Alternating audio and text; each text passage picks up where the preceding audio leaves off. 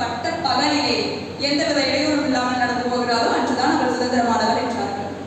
ஆனால் இன்று ஒரு பெண் அவளுடைய வீட்டில் அவளுடைய அறையில் அமர்ந்து அவளுடைய சமூக வலைதளத்தில் அவளுடைய புகைப்படத்தையும் கருத்தையும் எந்தவித ஐயமில்லாமல் தயக்கமில்லாமல் அச்சமில்லாமல் எடுத்து வைக்க முடியாத நிலையில் இருக்கிறாள் என்றால் இதுதான் சமூக வலைதளங்களின் இன்றைய அவல நிலை.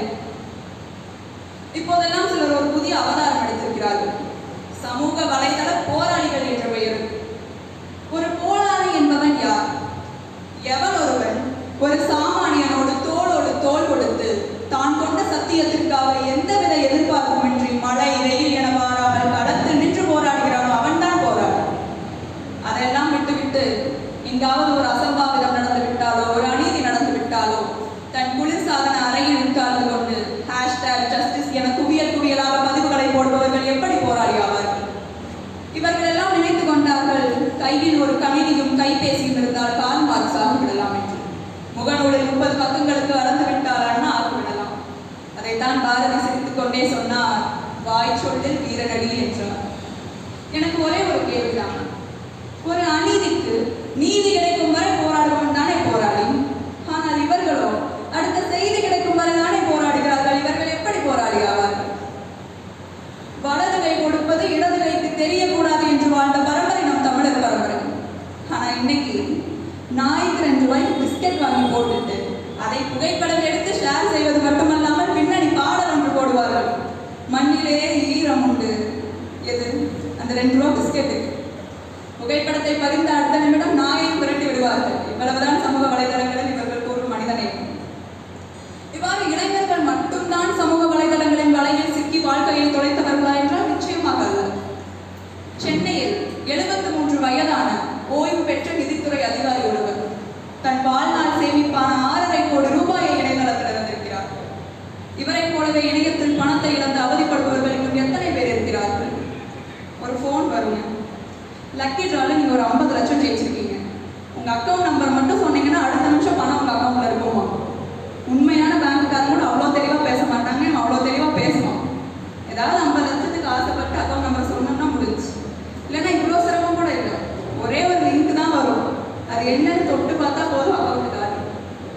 இவ்வாறு பிணத்தெண்ணி கழுகுகளை விட மோசமான பணத்தெண்ணி கழுகுகளே இணையத்தில் அதிகம். இவர்கள் விரித்த வலைதள வலையில் சிக்காமல் இருப்பது நமது சாமர்த்தியம் தான். எனவே சமூக வலைதளங்களினால் எந்த ஒரு நன்மையும் நடந்துவிடவில்லையா என்றால் நிறைய நன்மைகள் நடந்திருக்கின்றன. நிறைய பேர் வாழ்வில் முன்னேறி இருக்கிறார்கள். நிறைய பேர் சாதனை படைத்திருக்கிறார்கள். உதாரணத்திற்கு கேரளாவில் சுமை தூக்குகிற பணியாளர் ஒருவர், ரயில் நிலையத்தில் சுமை தூக்குகிற ஒருவர். அங்கு ஃப்ரீ வைஃபை என்ற திட்டம் கொண்டு வந்ததும் சுமை தூக்குகிற நேரத்தை தவிர மற்ற நேரங்களில் கேரளாவை சார்ந்த சர்வீஸ் கமிஷன் தேர்வுக்கு படித்து இன்று அரசாங்க வேலையில் இருக்கிறார். ஒரு சுமை தூக்குகிற ஒருவரால் எப்படி இது சாத்தியமானது என்றால் முழுக்க முழுக்க இணையத்தின் உதவியால் மட்டும்தான். ஆனா அதே ரயில் நிலையத்தில் பக்கத்திலே வந்தேன். ஓ ஃப்ரீ வைஃபையா? இந்த நடிகர் எந்த படம் நடித்தார்? இந்த நடிகை எந்த படம் நடித்தார்? இந்த நடிகைக்கு உண்மையிலேயே கல்யாணம் ஆயிடுச்சா? இங்கதான் பிரச்சனையே வருது. இணையத்தை எதற்காக பயன்படுத்த வேண்டுமோ அதை தவிர மற்ற எல்லா காரணங்களுக்காகவும் பயன்படுத்துகிறோம்.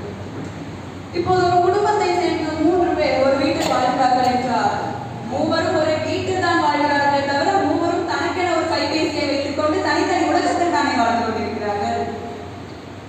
உறவுகள் கையில் இருந்தும் உள்நோக்கி பார்க்க நேரம் இல்லை. முகநூலில் 1000 முகங்கள் இருந்தும் அகத்தினுள் பேச யாரும் இல்லை. என்ன செய்கிறோம், எதற்கு செய்கிறோம் என்று தெரியாமலே பயணித்துக் கொண்டிருக்கிறோம். எதிலும் ரசனையின்றி சுவைத்துக் கொண்டிருக்கிறோம் நம் ஆயுள் நாட்களில். உள்ளங்கையில் உலகம் இருப்பதாக நினைத்து உலகத்தையே தனியே பிரித்துதானே வாழ்ந்து கொண்டிருக்கிறோம். தொலைந்து போன உறவுகளை தேடும் முயற்சியில் அருகில் உள்ள உறவுகளையே தொலைத்து விட்டோம். பல செல்களால் ஆன இந்த உடலை ஒரு செல் எப்படி அவ்வளவு எளிதாய் கட்டுப்படுத்தி விடுகிறது? செல்போனை சார்ஜ் இல்லாத நேரத்தில் மட்டும்தான் தன்னை சுற்றி இருப்பவர்களின் ஞாபகமே வருகிறது. இன்றைய உலகம் ஒரு அவசரமான உலகமாக உள்ளது. 500 பக்க புத்தகத்தை அமர படித்து அறிவை செறிவூட்டிய காலம் போய் இன்றைக்கு 90 வினாடி காணொலி கூட நீளமாக தெரிகின்ற அவசர கால இயந்திரமாக விட்டோம். இன்ஸ்டன்ட் நூடுல்ஸ், இன்ஸ்டன்ட் காஃபி என எல்லாமே